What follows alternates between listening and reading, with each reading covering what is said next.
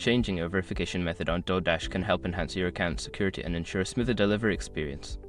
Follow these steps to update your verification method. Step 1. Open the DoorDash app. Launch the DoorDash app on your mobile device. Ensure you are logged into your account to access your settings. Step 2. Access account settings. Tap on the profile icon or the menu option in the top corner of the app. Look for the account or settings option and select it to enter your account settings. Step 3. Navigate to verification settings. Within the account settings, find the section labeled Security or Verification. This section will contain options related to your current verification methods. Step 4. Select your preferred verification method. Choose the verification method you would like to change. Options may include SMS, email, or authenticator apps.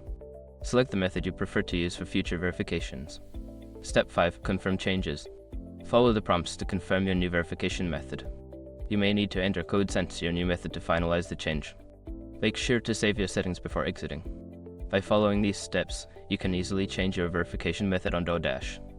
If you encounter any issues, consider reaching out to DoorDash support for assistance.